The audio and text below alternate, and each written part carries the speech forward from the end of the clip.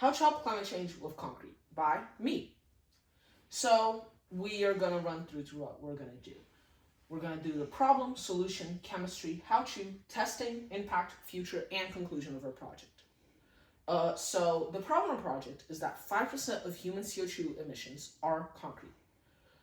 This is discounting the environmental impacts, such as resource extraction, habitat destruction, and dust that comes from concrete chips. 15 to 50% of concrete production are repairs.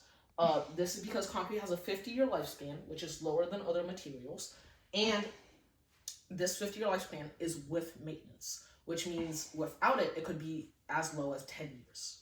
So what's the solution? Well, it lies within the Colosseum. You see, the Colosseum was built over 2 millennia ago, and it still stands. It was made of concrete, so how? You see, it wasn't made of actual concrete. It was made of Roman concrete. The main difference being a pozzolanic reaction. Pozzolanic reactions are when water reacts with materials inside of the Roman concrete to create a concrete-like substance. So when the concrete gets cracked, the water in the air, or the water that rains on it, creates this reaction that fills in the crack with concrete-like substance. So what's the role of a chemistry in our project? First, we researched why concrete is strong. We discovered that it's resistant to harsh climates and it has high compressive strength. It has high compressive strength and is resistant to climate because mainly of its low porosity. And without the low porosity, it cannot do that. So what is the porosity of concrete and how can we lower it? Well, porosity is the lack of stuff inside of a thing.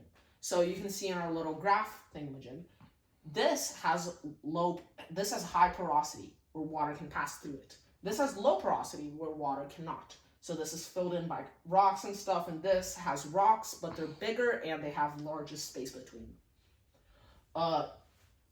So then we researched the dangers of making concrete, which we thought would be exothermic reactions because they could burn us while we were making it. But the main dangers are actually fumes. You see, when concrete is resting, it releases quite a bit of fumes that can harm our lungs when we breathe it. So we tried to put them in the outside or inside of a thingamajig that can capture the gas and release it. So, how is concrete made? The ingredients are cement and water, which makes a cement paste. And then we add in sand, rocks, and fibers. The sand lowers the porosity of the concrete a lot. The rocks makes not only more compressive strength, but also a little bit of tensile strength. Since the rocks are really strongly bonded together, instead of the rest of the concrete that isn't that strong, they can hold larger parts of it together over a period of time. The fibers also hold the concrete together, but in a different way. It increases the tensile strength a lot. You see, concrete has a strong compressive strength, compressive strength being when you push it down, but tensile strength is when you pull it apart. It has a very low tensile strength. The fibers are supposed to increase those tensile strengths by being like strings inside of it. So when you're pulling it apart, it gets significantly harder. So from specific drops or specific pressures that it would be in a building, it's very important to have fibers. Then we researched pozzolanic reactions to turn the regular concrete into Roman concrete. Pozzolanic reactions require water, quicklime, and some pozzolan. Pozzolan can include fly ash, silica dioxide, among some other stuff. But the one that we chose was silica dioxide. Silica dioxide was the one we chose, and it reacts with quicklime and water to create concrete-like substance. Then we researched stoichiometry to discover how much stuff of each thing we would need in our project to make the perfect concrete. Which leads us to materials and methods. Using stoichiometry, we discovered we need 250 grams of concrete mix, 84 milliliters of water, 50 grams of silica dioxide, 50 grams of quicklime powder, and 3.74 grams of fibers, propylene fibers specifically. You might notice that this includes no sand or rocks. Why, you might be asking? Well, the concrete mix already has sands and rocks inside of it. So we wouldn't need to add any extra. Making it is pretty simple. You just add all of the dry ingredients together and mix them, except for the fibers. And then you add the water and then mix it until it becomes a paste. Then you add the fibers and then you let it rest. You can rest it for 1 to 2 days. While it's resting, you'll know when it's finally rested when you can push against it with your nail and it will not leave an indent. So, in our concrete, we were missing a couple ingredients, mainly silica dioxide and fibers. Silica dioxide we were missing because Mr. Chang told us he had it, and then later he couldn't find them or they weren't in the lab. And then fibers we were missing because we just forgot to tell Mr. Chang we needed them. So let's get to testing our project, right? So after making the concrete, we tested its resistance by dropping it from different heights. The first height we tested was 2.4 feet, 2 feet 4 inches, where there was no damage. Then 7 feet 2 inches, where there was no damage. 9 feet, there was small damage with small cracks and dust at the bottom.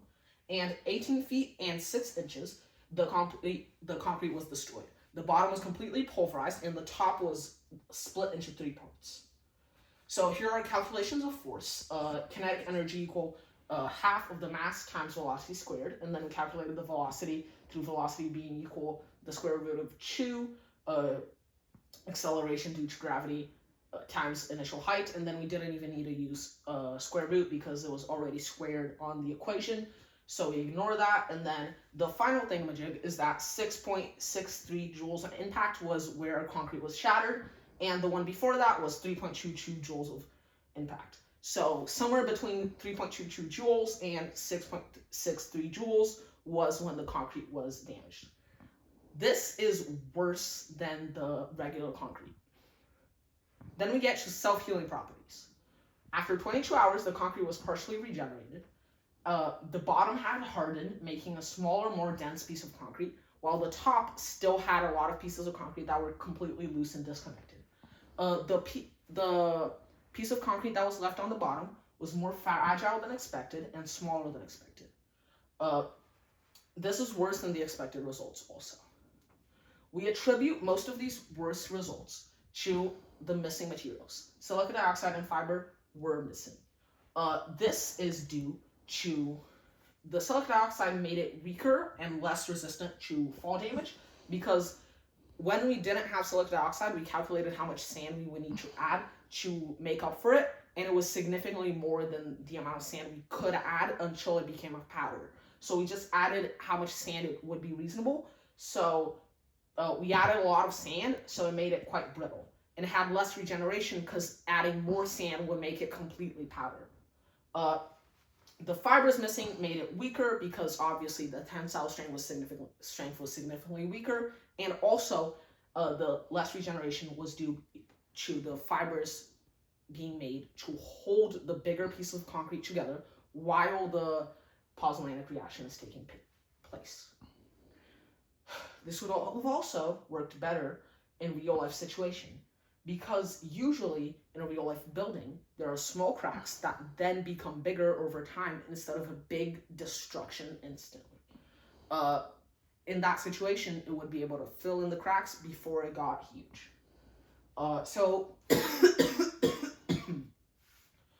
What is the potential impact on climate change? So we went with a smaller estimate of what the repair of concrete is. Some sites say it's 50%, some say it's 15%, but we went with 15 because the bigger one would just seem absurd. 15% of 5% is 0.75%, which means it could have a 0.75% on human CO2 emissions. However, if we assume at least a third of repairs will still be needed, this means we'll only have a 0.5% reduction of human CO2 emissions. This is a graph showing how much 0.5% is. It's not that much, but it's noticeable. In the future of concrete, can we expect change? Well, no. The main problem is that Roman concrete is 60% more expensive. And obviously, concrete manufacturers don't want to lose 15 to 50% of their business. Since 15 to 50% of their business is repairing old concrete, changing to Roman concrete would lose them all of that. and also increasing their cost by 60%. In conclusion, Roman concrete is stronger, longer lasting, and more environmentally friendly than other alternatives. However, it's unlikely to have widespread use because of industry greed. Here are some awesome words to catch my audience, and that's it.